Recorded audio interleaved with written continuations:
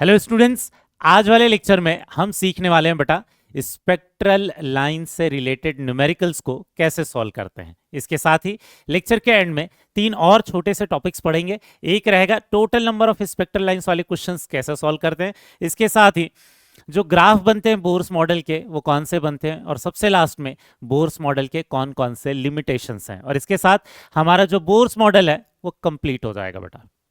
ठीक, तो स्टार्ट करते हैं। सबसे पहले इसके जस्ट पहले वाले लेक्चर में जो हमने स्पेक्ट्रल लाइंस ऑफ हाइड्रोजन पढ़ा था उसको जल्दी से रिकैप कर लेते हैं, क्योंकि वही वाली जो टर्मिनोलॉजी है यहाँ पर न्यूमेरिकल्स में भी यूज होगी। ठीक है, तो सबसे पहली सीरीज हमने पढ़ी थी हाइड्रोजन के लिए, वो कौन सी थी? Lyman series. उसमें जो फाइनल वाला जो ऑर्बिट है वो हमेशा ऑर्बिट नंबर 1 रहेगा। शुरुआत वाले ऑर्बिट 2, 3, 4, 5, 6 से लेकर इनफाइनाइट तक कुछ भी हो सकते हैं। First line of Lyman series किससे बोलेंगे? जब ऑर्बिट नंबर 2 से 1 पर जाएगा। Second line of Lyman series किसको बोलेंगे? जब ऑर्बिट नंबर 3 से 1 पर जाएगा। इन्हीं को हम अल्फा लाइन या बीटा लाइन भी बोल सकते हैं। फर्स्ट लाइन को अल्फा लाइन, ठीक है, सेकेंड लाइन को बीटा लाइन।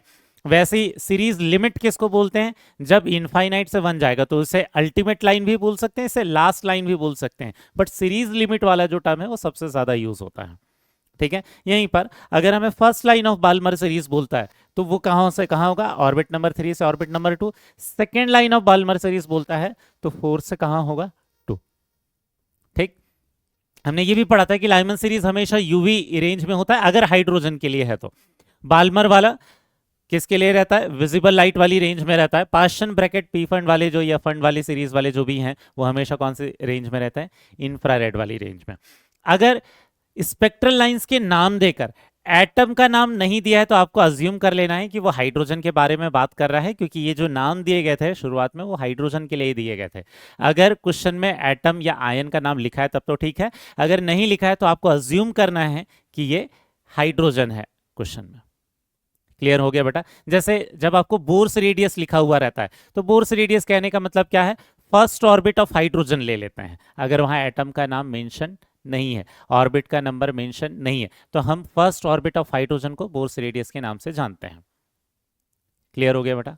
ठीक, तो इन्हीं चीज को हम न्यूमेरिकल्स में यूज करेंगे। लेकिन न्यूमेरिकल्स में यूज करने के लिए ज्यादातर टाइम जो हमें फॉर्मूले यूज करने हैं वो शुरुआत वाले लेक्चर्स में जो हमने बोर्स मॉडल के जो फॉर्मूले पढ़े थे, फ्रीक्वेंसी के, वेवलेंथ के, ठीक है, या फिर एनर्जी के, उन्हीं फॉर्मूले उसको यूज करना है। लेकिन ध्यान क्या रखना है, जब भी हमें स्पेक्ट्रल लाइंस वाले जो न्यूमेरिकल्स आते हैं उसमें क्या लिखा रहता है? ट्रांजिशन तो लिखा हुआ रहता है, किसी एक ऑर्बिट से दूसरे ऑर्बिट में जाएगा तभी स्पेक्ट्रल लाइंस बनेगी। लेकिन क्वेश्चन में मैक्सिमम एनर्जी या मिनिमम एनर्जी वाला क्वेश्चन पूछता है, या मैक्सिमम वेवलेंथ मिनिमम वेवलेंथ वाला क्वेश्चन पूछता है। इसके साथ ही मैक्सिमम फ्रीक्वेंसी या मिनिमम फ्रीक्वेंसी वाली चीज पूछ लेता है। तो आपको क्या पता रहना चाहिए कि कौन सी रेंज में मैक्सिमम एनर्जी आएगी, कौन सी रेंज में मैक्सिमम फ्रीक्वेंसी आएगी, कहां पर मैक्सिमम वेवलेंथ आएगा। एग्जांपल के लिए, जैसे अगर हमें हमारे पास दे रखा है लाइमन सीरीज ऑफ हाइड्रोजन, ठीक है, ये किसी का भी लाइमन सीरीज दे रखा है, तो इतना तो क्लियर है कि फाइनल वाला जो ऑर्बिट होगा वो ऑर्बिट नंबर 1 होगा। तो लाइमन सीरीज में अगर कल को हमें कभी मैक्सिमम एनर्जी पूछता है, मैक्सिमम एनर्जी का रेंज कौन सा होगा, तो मैक्सिमम एनर्जी का रेंज किस में होगा बेटा? ये जो ऑर्बिट नंबर, इसको मैं 6 की जगह क्या ले लेता हूं? इनफाइनाइट। ऑर्बिट नंबर इनफाइनाइट से लेकर 1 तक सबसे बड़ा गैप तो यही आएगा, सबसे बड़ा गैप ये हो जाएगा मैक्सिमम एनर्जी वाला, क्योंकि यहां गैप सबसे कम होगा, इसके बाद गैप बढ़ता जाएगा, गैप बढ़ता जाएगा। मैक्सिमम गैप कहां आएगा? ऑर्बिट नंबर इनफाइनाइट से ऑर्बिट नंबर 1। कहने का मतलब जब मैक्सिमम एनर्जी बोलेगा तो ऑर्बिट इनफाइनाइट से ऑर्बिट कहां तक जाएंगे? हम 1 तक जाएंगे, क्योंकि लाइमन सीरीज है तो ऑर्बिट नंबर 1 तो रहेगा ही। ठीक है, मैक्सिमम एनर्जी जो है वही मैक्सिमम फ्रीक्वेंसी की रेंज भी रहेगी, क्योंकि मैक्सिमम फ्रीक्वेंसी क्या है? एनर्जी के प्रोपोर्शनल है, is equal to H nu वाला फॉर्मूला पढ़ते हैं। तो जो मैक्सिमम एनर्जी वाला जो रेंज रहेगा यही क्या रहेगा? मैक्सिमम फ्रीक्वेंसी वाला रेंज भी रहेगा लाइमन सीरीज के लिए। ठीक है, यहीं पर अगर हमें क्वेश्चन में पूछता है मिनिमम फ्रीक्वेंसी, ठीक है, मिनिमम फ्रीक्वेंसी, तो मिनिमम फ्रीक्वेंसी मतलब मिनिमम एनर्जी, मिनिमम फ्रीक्वेंसी मतलब मिनिमम एनर्जी वाला रेंज देख लेंगे। मिनिमम एनर्जी वाला रेंज लाइमन सीरीज में कौन सा होगा बेटा? ये ऑर्बिट नंबर 1 से 2 के बीच में जाएगा, क्योंकि ऑर्बिट नंबर 1 तो होना ही चाहिए।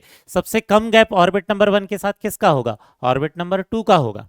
ठीक है, तो यहाँ इनिशियल वाला ऑर्बिट 2 रहेगा और फाइनल वाला ऑर्बिट तो हमेशा लाइमन सीरीज की बात कर रहा है, तो ऑर्बिट नंबर 1 तक जो है ये क्या रहेगा, मिनिमम गैप निकल कर आएगा एनर्जी का। अब ध्यान में रखना, अगर वेवलेंथ की बात कर रहे हैं तो हमने क्या बोला है, एनर्जी और जो वेवलेंथ है वो क्या होते हैं, इनवर्सली प्रोपोर्शनल होते हैं, is equal to H C by lambda होता है। तो जहां पर मैक्सिमम एनर्जी वाला रेंज आएगा वहां पर मिनिमम वेवलेंथ होगा, यहीं पर मैक्सिमम एनर्जी की जगह पर इसी को हम क्या लिख सकते थे, मिनिमम वेवलेंथ वाली रेंज भी लिख सकते थे। मिनिमम वेवलेंथ निकालने बोलेगा तो इन ऑर्बिट को लेना है, ठीक है। वहीं पर आपको मैक्सिमम वेवलेंथ बोले या मिनिमम एनर्जी बोले बात सेम है, क्योंकि एनर्जी और वेवलेंथ क्या होता है, इनवर्सली प्रोपोर्शनल रहता है। जहां पर एनर्जी मैक्सिमम होगा वहां वेवलेंथ मिनिमम होगा, जहां पर एनर्जी मिनिमम होगी वहां वेवलेंथ मैक्सिमम होगा। क्लियर हो गया।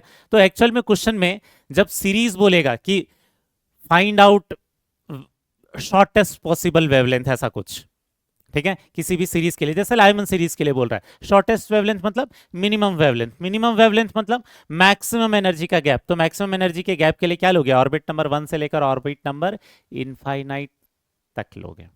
तो वो जो दो ऑर्बिट होते हैं फॉर्मूलेज में, ठीक है, 1/n1 square minus 1/n2 square, उसके n1 और n2 की वैल्यू निकल कर आएगी इस मैक्सिमम मिनिमम वाला जो क्वेश्चन में जो वर्ड लिखा रहेगा उसको देखकर। एक बार n1 n2 आ गया तो सिर्फ हमें फॉर्मूला अप्लाई करना है।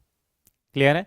एक आध एग्जांपल इसका और देखते हैं, फिर न्यूमेरिकल्स पर चलेंगे बेटा। देखना, जैसे कल को हमें पूछता है बाल्मर सीरीज, ठीक है, ये बाल्मर सीरीज के लिए निकाल रहे हैं। बाल्मर सीरीज में हमें बोलता है कि मैक्सिमम एनर्जी गैप कौन सा होगा, या मैक्सिमम फ्रीक्वेंसी वाला गैप कौन सा होगा, या इसी को क्या लिख सकता है, मिनिमम वेवलेंथ, क्योंकि वेवलेंथ तो एनर्जी और फ्रीक्वेंसी के इनवर्सली प्रोपोर्शनल होता है। तो ऑर्बिट नंबर 2 तो होना ही चाहिए। मैक्सिमम एनर्जी कहां से कहां जाएगा, ऑर्बिट नंबर इनफाइनाइट ले लेते हैं इसे, ये फाइनल वाला जो ऑर्बिट है मैं इसे ऑर्बिट नंबर इनफाइनाइट ले लेता हूं। ऑर्बिट नंबर इनफाइनाइट से जो ऑर्बिट नंबर 2 तक जाएगा, ऑर्बिट नंबर इनफाइनाइट से जब ये ऑर्बिट नंबर 2 तक जाएगा तो ये क्या हो जाएगा हमारा, बाल्मर सीरीज के मैक्सिमम वेवलेंथ वाला, मैक्सिमम एनर्जी वाला या मैक्सिमम फ्रीक्वेंसी वाला या फिर मिनिमम वेवलेंथ वाला। यहीं पर बाल्मर सीरीज में अगर आपको पूछता है मिनिमम एनर्जी का गैप या फिर मिनिमम फ्रीक्वेंसी का गैप या इसके साथ ही मैक्सिमम वेवलेंथ वाला गैप, तो ये क्या हो जाएगा, n इज इक्वल टू सबसे कम वाला गैप देखेंगे, सबसे कम एनर्जी वाला जो है, सबसे कम एनर्जी वाला किसके बीच में होगा, 2 और 3 के बीच में होगा। तो ये ऑर्बिट नंबर 3, ठीक है, यहां पर क्या हो जाएगा, ये orbit number 3 to orbit number 2 के लिए हो जाएगा। समझ में आया। सेम यहां पास्चन सीरीज के लिए बता सकते हो क्या बेटा, अगर यहां से नेक्स्ट मैं पूछूं कि पास्चन सीरीज में मैक्सिमम एनर्जी वाला गैप कौन सा होगा, तो ऑर्बिट नंबर 3 तो होता ही है, पास्चन में तो ऑर्बिट नंबर 3 आना चाहिए। इनफाइनाइट से जो ऑर्बिट नंबर 3 है ये क्या हो जाएगा, मैक्सिमम एनर्जी और मैक्सिमम फ्रीक्वेंसी और मिनिमम वेवलेंथ वाला गैप हो जाएगा, किसके लिए, पास्चन सीरीज के लिए। यहीं पर अगर पास्चन सीरीज में पूछता है मिनिमम एनर्जी, तो मिनिमम एनर्जी वाला गैप कौन सा होगा, 3 से 4 तक।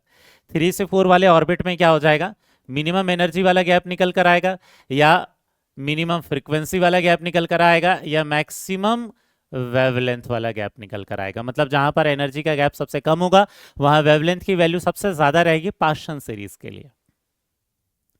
क्लियर हो गया बेटा। अब इसको देखते हैं, हमने जो अभी टर्मिनोलॉजी पढ़ रखी है मैक्सिमम वेवलेंथ मिनिमम वेवलेंथ वाली, उस चीज को क्वेश्चन में कैसे यूज करना है। ठीक, तो हमारे पास सबसे पहले क्वेश्चन क्या लिखा हुआ है, the shortest wavelength transition, shortest wavelength transition in Balmer series. Balmer series में हमें पता है कि फाइनल वाला ऑर्बिट तो 2 ही रहता है, ठीक है। अब क्वेश्चन में क्या बोल रहा है, शॉर्टेस्ट वेवलेंथ। शॉर्टेस्ट वेवलेंथ कहने का मतलब एनर्जी का गैप क्या होगा, सबसे ज्यादा होगा। ऑर्बिट नंबर 2 के साथ सबसे ज्यादा एनर्जी का गैप किस में रहेगा, इसी में रहेगा। कहां, ऑर्बिट नंबर इनफाइनाइट तक, ठीक है। और दूसरा जो ऑर्बिट है अगर वो इनफाइनाइट तक लेते हैं तभी जाके क्या होगा, मैक्सिमम एनर्जी गैप आएगा और मिनिमम वेवलेंथ आएगा। तो यहां ये निकल कर आ गया कि n1 की वैल्यू 2 होगी, n2 की वैल्यू इनफाइनाइट होगी। समझ में आया क्या। एक बार फॉर्मूला आ गया तो हम वेवलेंथ के लिए वही फॉर्मूला यूज करेंगे जो हमने पहले वाले लेक्चर्स में पढ़ रखा था। तो फॉर्मूला क्या होता है बेटा, 1/λ is equal to RH whole into one upon N one square minus one upon N two square whole into Z square. ठीक है, अब वन अपॉन लेमडा, यहाँ वैल्यूज पुटअप कर देते हैं, ये हो जाएगा R H whole into one upon N one square मतलब two square minus one upon क्या हो जाएगा इनफाइनाइट। और हाइड्रोजन के लिए दिए रखा है, अगर क्वेश्चन में कोई एटम मेंशन नहीं भी किया होगा तो हम क्या लेंगे, हाइड्रोजन ही लेंगे, तो ये हो जाएगा क्या one square. One upon infinity को क्या लोगे बेटा, ये हमने पहले भी पढ़ा हुआ है, इसको हमेशा क्या लेना है, जीरो लेना है। तो एक्चुअल में किसकी वैल्यू आ जाएगी, ये R H one upon lambda. ठीक है, आर एच अपॉन क्या हो जाएगा 4। इसी को मैं क्या लिख सकता हूं, जब मैं लैम्डा लिखूंगा तो 4 into one upon R H लिख सकता हूँ। 4 ऊपर चला जाएगा, आर एच नीचे चला जाएगा। हम लोगों ने वन अपॉन आर एच की वैल्यू पढ़ रखी है बेटा, वन अपॉन आर एच की वैल्यू आपको याद करने के लिए बोला था, कौन सा होता है 912 एंगस्ट्रॉम, अप्रॉक्स 912 होता है। तो ये वैल्यू कितनी आ जाएगी, 12 चौके 48, 9 चौके 36, 3648 एंगस्ट्रॉम। देखते हैं 3648 एंगस्ट्रॉम के सबसे नियर बाई वाली वैल्यू कौन सी है, 3647 एंगस्ट्रॉम। क्लियर हुआ बेटा। तो एक्चुअल में क्वेश्चन में ऐसा शॉर्टेस्ट वेवलेंथ दिया हुआ रहता है, किसके लिए पूछा था, बाल्मर सीरीज के लिए। तो बाल्मर सीरीज तो ऑर्बिट नंबर 2 है, इतना इसमें कोई डाउट ही नहीं है। शॉर्टेस्ट वेवलेंथ जब भी बोल रहा है तो एनर्जी गैप क्या लेना है, सबसे ज्यादा, और सबसे ज्यादा एनर्जी गैप अगर ले रहे हैं तो कहां तक जाएगा, इनफाइनाइट तक जाएगा। समझ में आया बेटा। नेक्स्ट वाला क्वेश्चन ट्राई करते हैं। नेक्स्ट वाला खुद से करोगे क्या ट्राई, ठीक है, खुद से निकालने की कोशिश करना है, केवल एक्सप्रेशन निकालना है, कैलकुलेशन भी नहीं है। क्या पूछा है, what is the shortest wavelength line in the पाश्चन series of lithium 2+। अब यहाँ लिथियम 2+ दे रखा है बेटा, हाइड्रोजन नहीं दिया है, तो लिथियम का आपको एटॉमिक नंबर लेना पड़ेगा। अगर कुछ नहीं देता तो आपको हाइड्रोजन वाला लेना था। ठीक है, पाश्चन सीरीज बोल रहा है, इसका मतलब तो क्या है, पाश्चन सीरीज बोल रहा है मतलब एक ऑर्बिट तो कौन सा हो गया, ऑर्बिट नंबर 3, और एक किसकी बात कर रहा है, मिनिमम वेवलेंथ की बात कर रहा है, शॉर्टेस्ट वेवलेंथ की बात कर रहा है। तो सबसे शॉर्टेस्ट वेवलेंथ के लिए एनर्जी गैप क्या लेना पड़ेगा, मैक्सिमम। और एनर्जी गैप मैक्सिमम किसके साथ होगा, हमेशा ऑर्बिट नंबर इनफाइनाइट के साथ रहेगा। क्लियर हो गया। ठीक है, मतलब ये ऑर्बिट नंबर निकल कर आ गए, अब हमें सिर्फ फॉर्मूला यूज करना है, one upon lambda is equal to क्या हो जाएगा, R H whole into one upon N one square minus one upon N two square whole into Z square. Values put up कर देते हैं बेटा, आर के टर्म में निकालना है, one upon N one square कितना हो जाएगा 3 square minus one upon N two square मतलब इनफाइनाइट, और जेड की वैल्यू क्या हो जाएगी लिथियम के लिए बेटा, ये हो जाएगी 3, तो ये हो जाएगा 3 स्क्वायर। तो यहाँ अगर आप ध्यान से देखोगे तो ये 1/9 ही बचेगा, ये तो 0 होके कैंसिल आउट हो जाएगा, हट जाएगा यहाँ से, ये 9 9 और 9 कैंसिल आउट हो गया, ये तो 1/लैम्डा की वैल्यू है। लैम्डा की वैल्यू निकालेंगे तो इसको रिवर्स कर देंगे, रेसिप्रोकल कर देंगे तो 1/r आ जाएगा। समझ में आया। तो कौन सा वाला ऑप्शन मैच कर रहा है, थर्ड वाला ऑप्शन मैच कर रहा है। समझ में आ रहा है बेटा आपको। नेक्स्ट वाला क्वेश्चन सिमिलर क्वेश्चन है, देखना। अब यहाँ लॉन्गेस्ट वेवलेंथ बोला है क्वेश्चन में, what is the longest wavelength line in the Lyman series of helium plus, atom दे रखा है तो जेड की वैल्यू अप्रोप्रिएट लोगे। लाइमन सीरीज की बात कर रहा है, लाइमन सीरीज की बात कर रहा है मतलब एक ऑर्बिट तो हमेशा कौन सा रहेगा, ऑर्बिट नंबर 1। और क्या बोल रहा है, लॉन्गेस्ट वेवलेंथ, लॉन्गेस्ट वेवलेंथ कहने का मतलब क्या है, एनर्जी का गैप मिनिमम होगा, और एनर्जी का गैप मिनिमम किसके साथ होगा, ऑर्बिट नंबर 1 के साथ, ऑर्बिट नंबर 2 का ही सबसे मिनिमम गैप होगा। इससे ज्यादा गैप 3 का आ जाएगा, उससे ज्यादा मतलब 1 के साथ, क्योंकि लाइमन सीरीज में ऑर्बिट नंबर 1 तो लेना पड़ेगा, तो 1 और 2 का गैप सबसे कम होगा, 1 और 3 का थोड़ा ज्यादा, 1 और 4 का उससे ज्यादा, 1 और इनफाइनाइट का सबसे ज्यादा। ठीक है, तो ये वाला जो एनर्जी गैप है, ये एनर्जी गैप मिनिमम है। अगर एनर्जी गैप मिनिमम है तो वेवलेंथ क्या निकलेगा, मैक्सिमम निकलेगा, यही तो निकालने बोला था। अब हम डायरेक्ट फिर से क्या करेंगे, फॉर्मूला यूज कर लेंगे, 1/लैम्डा is equal to R H, 1 क्या हो जाएगा एन वन स्क्वायर माइनस 1 क्या हो जाएगा N two square whole into क्या हो जाएगा जेड स्क्वायर। ठीक, अब यहाँ पर आर रख देता हूं मैं, फिर से आर के टर्म में ही निकालना है हमें। 1/n1 स्क्वायर मतलब क्या ले लेते हैं 1 स्क्वायर माइनस 1/n2 स्क्वायर मतलब 2 स्क्वायर। हीलियम प्लस की बात कर रहा है तो z की वैल्यू 2 हो जाएगी, 2 का स्क्वायर। यहाँ पर देखते हैं अंदर वाली चीज को अगर सॉल्व कर लेंगे तो 4 - 1 ये हो जाएगा 3/4 इंटू ये कितना हो जाएगा बेटा 4, ये कैंसल आउट हो जाएंगे। लैम्डा की वैल्यू के लिए क्या करूं मैं, इसको इन्वर्स कर दूं, रेसिप्रोकल कर देता हूं, तो कितना निकल कर आ जाएगा 1/3r। 1/3r मतलब कौन सा वाला ऑप्शन हो गया बेटा, सेकेंड। क्लियर हुआ। नेक्स्ट वाले क्वेश्चन पर चलते हैं। अब यहां देखना, नेक्स्ट वाला क्वेश्चन सिमिलर क्वेश्चन है, बस ऑप्शन नहीं दे रखे हैं, आपको खुद से ट्राई कर सकते हो आप चाहो तो। What is the highest frequency, अब यहाँ क्वेश्चन फ्रीक्वेंसी पूछ लिया है, मतलब मैक्सिमम एनर्जी वाला ही गैप देखना है, ठीक है। और maximum frequency photon that can be emitted from hydrogen atom दे रखा है। What is the wavelength of this photon, दो चीजें पूछी, एक पूछा है फ्रीक्वेंसी और एक पूछा है क्या चीज, वेवलेंथ।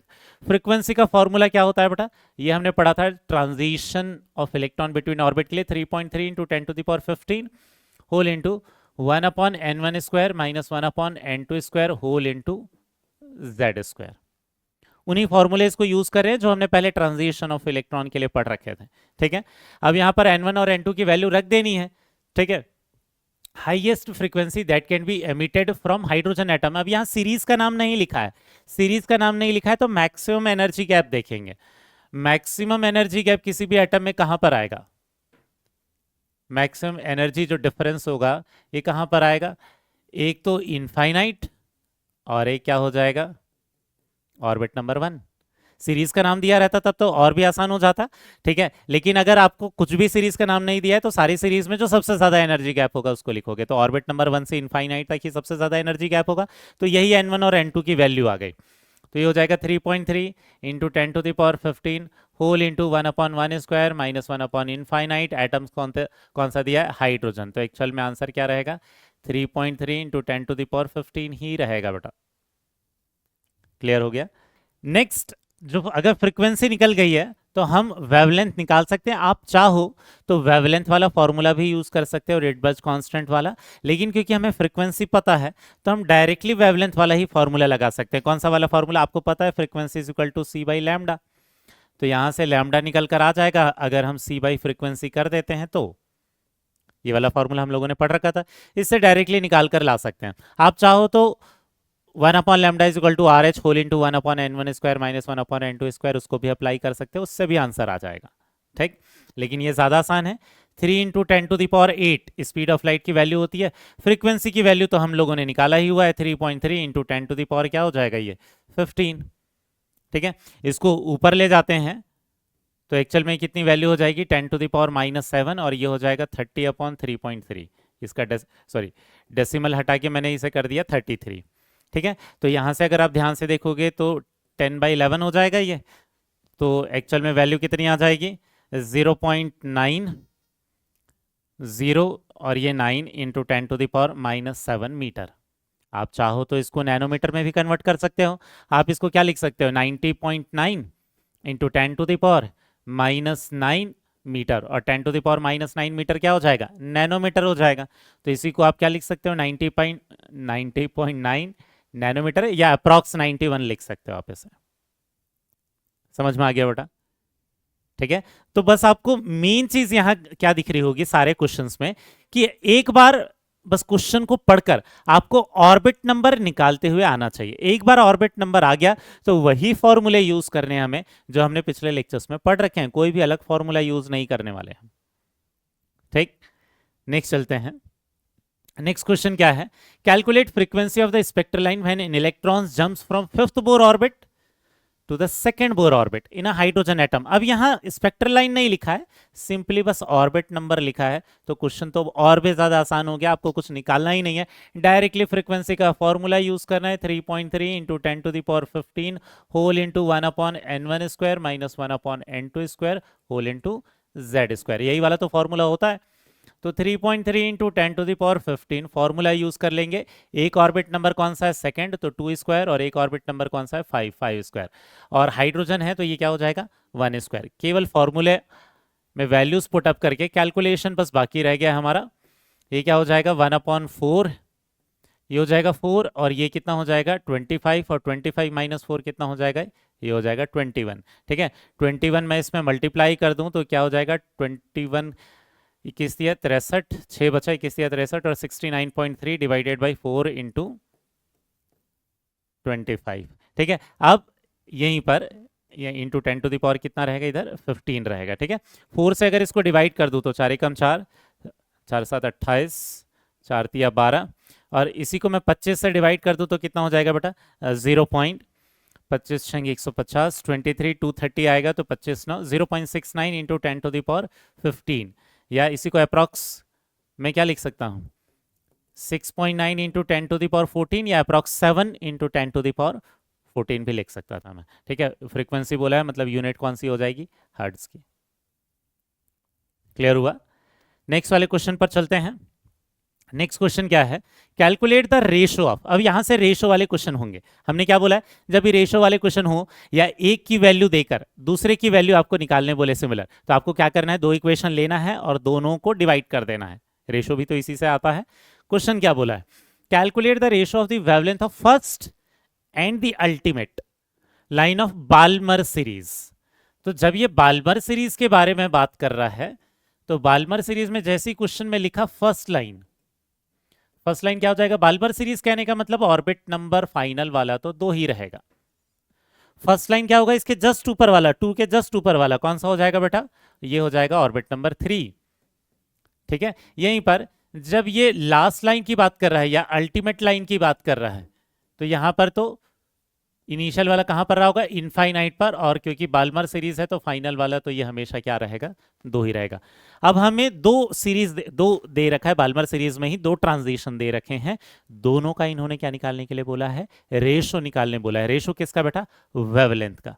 तो फॉर्मूला रख देते हैं 1/λ। ये किसके लिए निकाल रहे हैं बेटा, first line of Balmer series के लिए निकाल रहे हैं। तो ये फॉर्मूले में क्या हो जाएगा, RH whole into 1/n1²। n1² की वैल्यू कितनी हो जाएगी, ये हो जाएगा 2² माइनस 1/n2², मतलब ये हो जाएगा 3² होल इंटू Z²। लिथियम की वैल्यू है, लिथियम की वैल्यू कितनी हो जाएगी, 3²।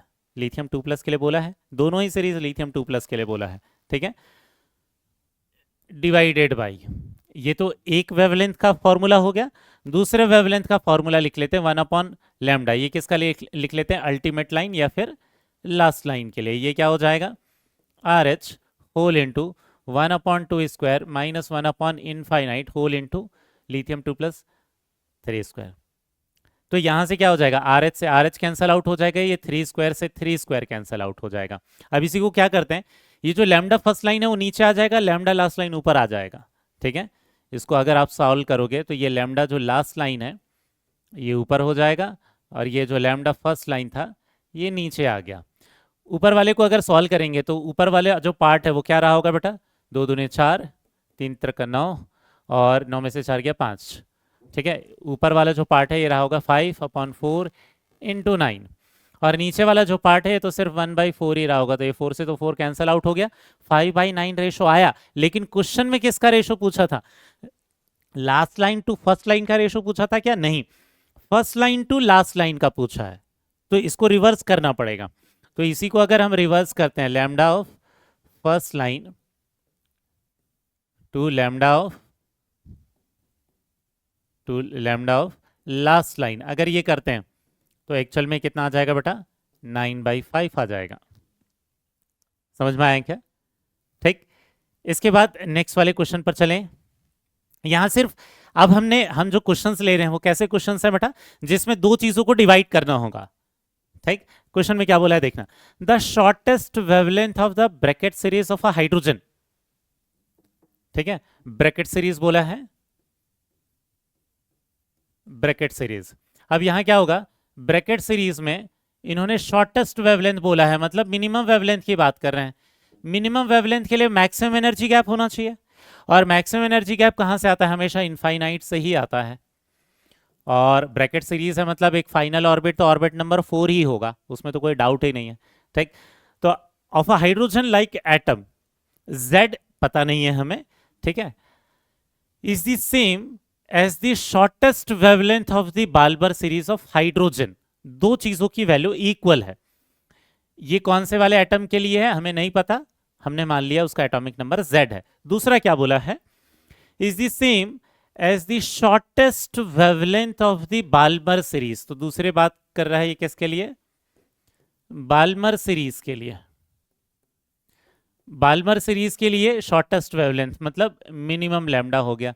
मिनिमम लैम्डा इसमें क्या हो जाएगा, infinite to orbit number, maximum energy gap लेंगे, मिनिमम लैम्डा बोला है तो इनफाइनाइट से कहां जाएंगे, क्योंकि बाल्मर सीरीज है तो बाल्मर सीरीज में n = 2 तक जाएंगे, बट एटम कौन सा है, यहां हाइड्रोजन है, ठीक है, तो दोनों का रेशो कितना आ जाएगा, 1 आ जाएगा, या दोनों को इक्वेट भी कर सकते हैं क्योंकि दोनों की वैल्यू क्या है बोल रहा है, सेम।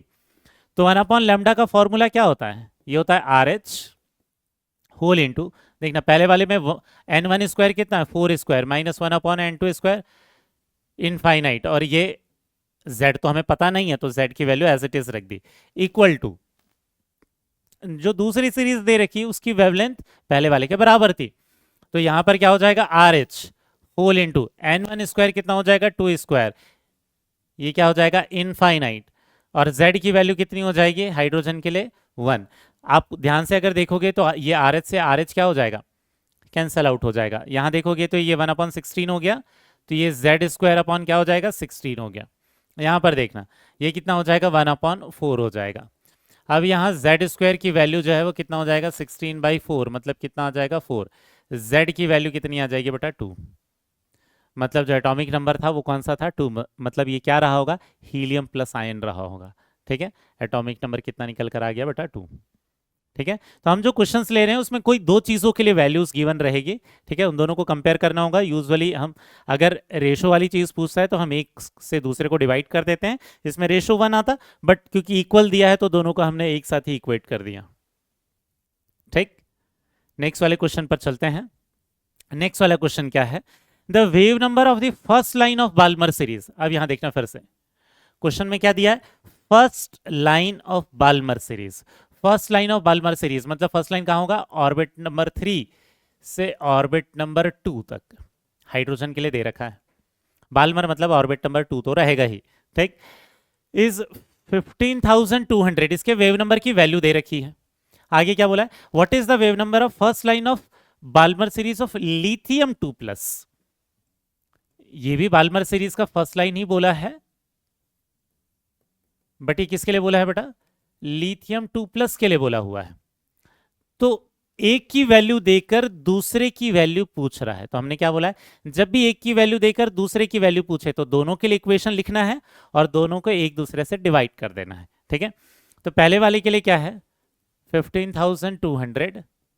ठीक है, वेव नंबर है, ये वेव नंबर का फॉर्मूला क्या होता है, R H whole into 1 upon n1 square minus 1 upon n2 square whole into z square, यही होता है। तो फॉर्मूला बस पुटअप करना है हमें, ये कितना हो जाएगा R H whole into 1 upon 2 square minus 1 upon 3 square, और हाइड्रोजन के लिए कितना हो जाएगा 1 स्क्वायर होल डिवाइडेड बाई, यहाँ पर वेव नंबर निकालना है किसके लिए, इस दूसरे ट्रांजिशन के लिए, ये हो जाएगा 1 upon 2 square minus 1 upon 3 square. लेकिन अब ये किसके लिए बोला है, लिथियम 2+, लिथियम 2+ बोला है, मतलब लिथियम के लिए वैल्यू कितनी हो जाएगी बेटा, z की 3 हो जाएगी। अगर आप ध्यान से देखोगे तो ये पूरा का पूरा ब्रैकेट वाला पार्ट ही कैंसल आउट हो गया, क्योंकि n1 n2 क्या है सेम ही है, तो हमें कैलकुलेट करने की उससे जरूरत ही नहीं है। यहाँ पर देखना 15,200 डिवाइडेड बाई क्या हो जाएगा, ये वेव नंबर इक्वल टू ये कितना हो जाएगा 1/9। तो यहाँ से जो फ्रीक्वेंसी वेव नंबर की जो वैल्यू है वो कितनी आ जाएगी बेटा, बस इसमें 9 मल्टीप्लाई कर देना है, तो कितना हो जाएगा 0, ये 0, 9 दूनी 18, 1, 9 5 45, 4 बचा, और ये हो जाएगा, ठीक है 1,36,800 हो जाएगा। ठीक है, यहाँ देखना, यहाँ पर सेंटीमीटर में दिया है बेटा क्वेश्चन में, ऑप्शन में भी और क्वेश्चन में भी, तो हमें यूनिट चेंज करने की जरूरत नहीं थी। अगर एक को मीटर देकर दूसरे का सेंटीमीटर देता तो अलग बात है। अगर हम दो इक्वेशन को डिवाइड कर रहे हैं तो दोनों में यूनिट सेम रहनी चाहिए, तो फिर यूनिट को कन्वर्ट करने की जरूरत नहीं है। क्वेश्चन में भी पर सेंटीमीटर था, यहां पर भी पर सेंटीमीटर है। क्लियर हो गया, तो उसमें कोई कन्वर्जन की जरूरत नहीं थी। ठीक, नेक्स्ट वाले क्वेश्चन पर आते हैं। नेक्स्ट वाला क्वेश्चन क्या है, यहां देखना, if the shortest wavelength of hydrogen in Lyman series is x, then the longest wavelength in Balmer series of helium plus। Again एक की वैल्यू देखकर सिमिलर दूसरी वैल्यू पूछा है, क्या करेंगे, दोनों के लिए इक्वेशन लिखेंगे और दोनों को डिवाइड कर देंगे। सबसे पहले पता कर लेते हैं कि जब इन्होंने लाइमन सीरीज का शॉर्टेस्ट वेवलेंथ बोला है, इसका मतलब क्या होगा, मिनिमम वेवलेंथ कहने का मतलब क्या है, मैक्सिमम एनर्जी गैप, और लाइमन सीरीज में n इक्वल टू 1 के साथ मैक्सिमम एनर्जी गैप कौन सा हो जाएगा, n is equal to infinite to n is equal to 1। ठीक है, ये इसकी वैल्यू किसके लिए थी, हाइड्रोजन के लिए थी, और ये वैल्यू कितनी दे रखी है x। क्वेश्चन में क्या पूछा है, देन दी लॉन्गेस्ट वेवलेंथ, मतलब मैक्सिमम वेवलेंथ पूछ रहा है। मैक्सिमम वेवलेंथ मतलब क्या हो जाएगा, मिनिमम एनर्जी गैप।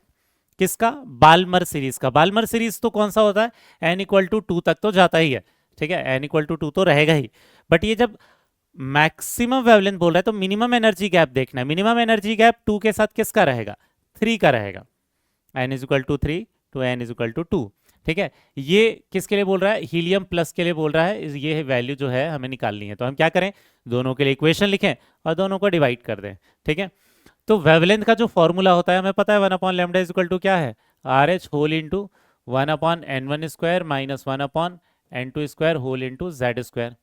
तो वेवलेंथ की वैल्यू कितनी है, एक्स है, तो ये कितना हो जाएगा, one upon X equal to R H whole into one upon one square minus one upon infinite, और z की वैल्यू हाइड्रोजन के लिए कितनी हो जाएगी, वन, ठीक है, डिवाइडेड बाई, इसके लिए वेवलेंथ की वैल्यू लिख लेते हैं, one upon wavelength R H whole into one upon क्या हो जाएगा, two square minus one upon क्या हो जाएगा, three square whole into helium plus के लिए z की वैल्यू कितनी हो जाएगी बेटा, दो, तो ये हो जाएगा टू स्क्वायर, ठीक है। अगर आप ध्यान से देखोगे तो आर एच से आर एच कैंसल आउट हो जाएगा। इसको देखते हैं, लैम्डा ऊपर चला जाएगा, एक्स नीचे आ जाएगा, यहां से देखना, लैम्डा ऊपर चला गया, एक्स नीचे आ गया, ऊपर वाले पूरे पोर्शन में तो एक ही बचेगा, ठीक है। बस नीचे वाले पोर्शन को सॉल्व करना है। ये one upon four minus one upon nine, अगर आप ध्यान से देखोगे तो ये हो जाएगा फोर इंटू नाइन, और ये नाइन माइनस फोर हो जाएगा फाइव, और यहाँ टू स्क्वायर है फोर, तो ये कैंसल आउट हो गया, क्लियर हो गया। अब यहां देखना, लैम्डा इज इक्वल टू क्या हो जाएगा, नाइन बाई फाइव, ये हो जाएगा एक्स, ठीक है। तो लैम्डा की वैल्यू जो है नाइन बाई फाइव एक्स, कौन सा आ रहा है, ये फर्स्ट वाला ऑप्शन मैच कर रहा है बेटा, क्लियर हुआ क्या, ठीक है। तो जब भी एक की वैल्यू देकर दूसरे की वैल्यू पूछेगा, ऐसा हमने रेडियस, वेलोसिटी और एनर्जी वाले क्वेश्चंस भी कर रखे थे, क्या कर रहे हैं, दो के लिए इक्वेशन लिखना है और दोनों को डिवाइड करना है, ठीक।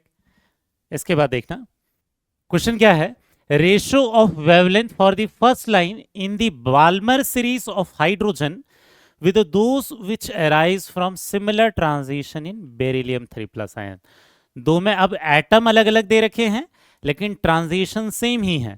कौन से ट्रांजिशन की बात कर रहा है, first line of Balmer series. तो first line of Balmer series तो हमेशा कहां तक जाएगा, n is equal to two तक तो जाएगा ही, बाल्मर है तो, और फर्स्ट लाइन कहने का मतलब ऑर्बिट नंबर 3 से 2 तक जाएगा। तो दोनों के लिए फॉर्मूला लिख लेते हैं। सबसे पहले वेवलेंथ का अगर फॉर्मूला लिखे तो one upon wavelength for Balmer series, इसका फॉर्मूला क्या हो जाएगा, R H whole into one upon N one square मतलब two square, one upon N two square मतलब three square, whole into Z square, hydrogen के लिए one square, whole divided by, दूसरा equation लिख लेते हैं किसके लिए, बेरिलियम 3+ के लिए, वन अपॉन वेवलेंथ ऑफ, ये भी बाल्मर सीरीज ही है लेकिन पहला वाला केस किसके लिए था, हाइड्रोजन के लिए था, ये वाला केस लिख रहे हैं बेरिलियम 3+ के लिए। ये R H whole into one upon two square minus one upon three square whole into Z की वैल्यू कौन सी हो जाएगी बेरिलियम के लिए, 4 का स्क्वायर हो जाएगा।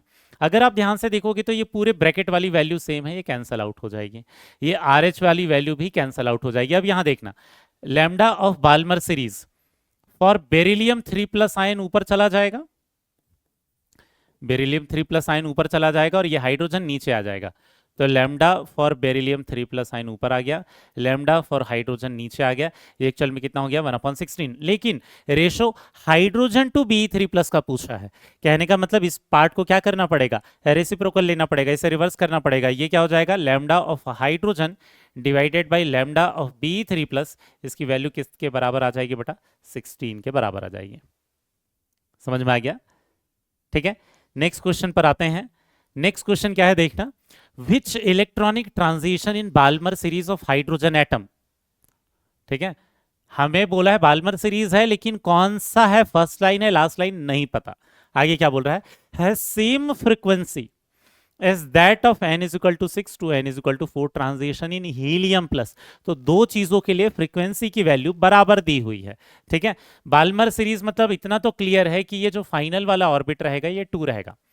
फ्रीक्वेंसी का फॉर्मूला क्या होता है, ये होता है 3.3 into 10 to the power 15 whole into 1/n1² minus 1/n2² whole into z²। तो दोनों के फॉर्मूले को लिखकर दोनों को बराबर लिख देंगे, इक्वेट कर देंगे एक दूसरे से। ठीक है, तो बाल्मर सीरीज के लिए लिखते हैं पहले, तो ये हो जाएगा 3.3 इंटू 10⁻15 होल इंटू 1/2² माइनस 1 हमें नहीं पता कौन सा ऑर्बिट है ये।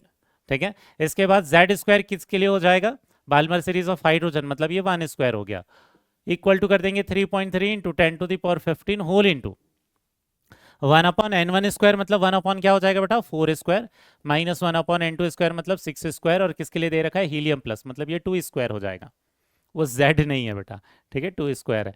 ये 3.3 और 3.3 वाला पार्ट तो कैंसल आउट हो गया। अब यहाँ देखना क्या बचेगा, 1/4 माइनस 1/n2² होल इंटू ये हो जाएगा 4 चौके 16 6 6 36 और ऊपर आ जाएगा 36 माइनस 16 और ये 2 का स्क्वायर हो जाएगा 4, 4 से कैंसल आउट हो गया है 4 time.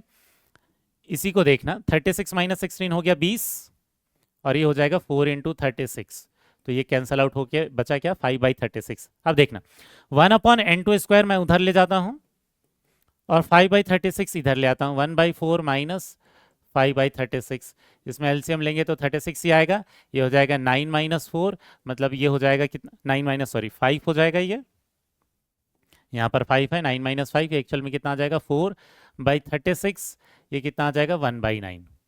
1/n2² is equal to 1/9 है, तो n2² कितना हो जाएगा 9 हो जाएगा, n2² 9 हो जाएगा, तो n2 की वैल्यू कितनी आ जाएगी, स्क्वायर रूट लेने पर 3 आ जाएगी।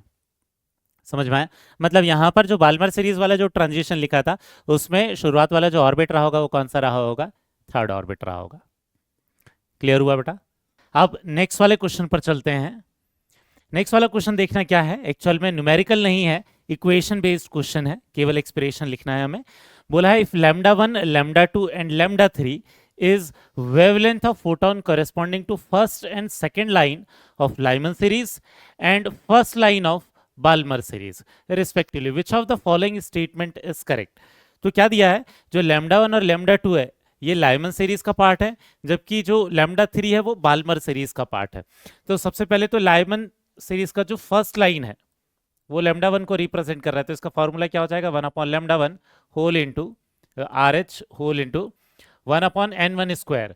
First line of Lyman series के लिए ये जो फर्स्ट लाइन है इसके लिए क्या हो जाएगा, n1 की वैल्यू तो 1 ही रहेगी, n2 की जो वैल्यू है फर्स्ट लाइन के लिए क्या हो जाएगा 2² हो जाएगा z²। ठीक है, कुछ भी नहीं दे रखा है, इसका मतलब हम एटम कौन सा ले लेंगे, हाइड्रोजन ले लेंगे बेटा। ठीक है, इसके बाद 1/λ2, 1/λ2 किसका है, second line of Lyman series के लिए दिया हुआ है, तो second line of Lyman series के लिए जब फॉर्मूला लिखेंगे तो क्या हो जाएगा 1/n1² माइनस 1/n2² जो है वो एक्चुअल में क्या हो जाएगा ऑर्बिट नंबर 3 हो जाएगा।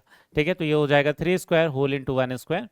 और 1/λ3, ये λ3 किसको रिप्रेजेंट कर रहा है, ये रिप्रेजेंट कर रहा है बाल्मर सीरीज की फर्स्ट लाइन को। बाल्मर सीरीज कहने का मतलब क्या है, n1 की वैल्यू तो हमेशा ही क्या हो जाएगी 2 हो जाएगी, n2 की वैल्यू जो है वो 3 हो जाएगी अगर फर्स्ट लाइन है तो। ठीक है, अब एक्चुअल में इन तीनों के बीच में रिलेशन लिखना है, तो आपको ये देखना है, अगर आप देखोगे यहाँ समेशन वाली चीज है तो देखना कौन सी दो इक्वेशन को ऐड करने के बाद तीसरी इक्वेशन बनेगी। अगर आप ध्यान से फोकस होकर देखोगे तो यही डायरेक्टली निकल जाएगा, ये हर एक ऑप्शन में वैल्यू पुटअप करके चेक करने की जरूरत नहीं है। आप अगर दिमाग नहीं लगाना चाहते हो तो यहाँ λ1 λ2 की वैल्यू पुटअप करके चेक भी कर सकते हो, बट उससे बहुत ज्यादा टाइम चला जाएगा बेटा। ठीक है, अगर आप ध्यान से देखोगे, ठीक है, अगर आप ध्यान से देखोगे तो आपको क्या दिखाई देगा कि अगर मैं ये फर्स्ट इक्वेशन और ये जो सेकंड इक्वेशन है इन दोनों को ऐड कर दूं तो यहां देखना -1/2² प्लस 1/2² ये कैंसल आउट हो जाएंगे, केवल क्या बचेगा 1/1² माइनस 1/3², मतलब 1/λ2 की वैल्यू बचेगी। कहने का मतलब क्या है, अगर मैं 1/λ1 प्लस 1/λ2 कर दूं तो एक्चुअल में कितना आ जाएगा 1/λ1 प्लस 1/λ3 कर दूं। ठीक है, 1/λ3 कर दूं तो ये किसके बराबर आ जाएगा 1/λ2 के बराबर आ जाएगा। समझ में आया क्या, एक्चुअल में ये सेकंड वाली इक्वेशन आ जाएगी, आप चेक भी कर सकते हो। यहां से ये वाला जो माइनस वाला जो पार्ट है इसके प्लस वाले पार्ट को कैंसिल आउट कर देगा, केवल 1/1² माइनस 1/3² बचेगा। ठीक है, अब इसको अगर अरेंज करें तो ये क्या हो जाएगा λ1 λ3, ये ऊपर हो जाएगा λ3 प्लस λ1 इक्वल टू हो जाएगा 1/λ2। अब जब λ2 की जो वैल्यू है अगर ये निकालना है तो ये इसको क्या करेंगे, रेसिप्रोकल कर देंगे। इसको रेसिप्रोकल कर देंगे तो क्या हो जाएगा, lambda one lambda three divided by lambda one plus lambda three. समझ में आया? ठीक, तो ये वाला जो एक्सप्रेशन है वो किसके साथ मैच कर रहा है, इस सेकेंड वाले एक्सप्रेशन के साथ मैच कर रहा है। क्लियर हुआ? तो यहां तक हमने देख लिया कि ये जो स्पेक्ट्रल लाइंस वाले जो न्यूमेरिकल्स है उसको कैसे सॉल्व करते हैं, जहां किसी एक हाइड्रोजन के किसी एक स्पेक्ट्रल लाइन का नाम दिया हुआ रहेगा। ठीक है, Lyman, Balmer, Paschen, Brackett, Pfund में से कोई भी एक नाम देकर क्वेश्चन पूछ सकता है। बस इस वाले क्वेश्चन में N1 और N2 आपको निकालना बस पड़ेगा। नेक्स्ट जो फॉर्मूलेज हैं वो तो वही यूज करेंगे जो हमने पहले वाले लेक्चर्स में पढ़ लिए थे। क्लियर है बेटा? अब इसके बाद एक छोटा सा टॉपिक है बेटा, इसको देखना। ये क्या है, नंबर ऑफ स्पेक्ट्रल लाइंस।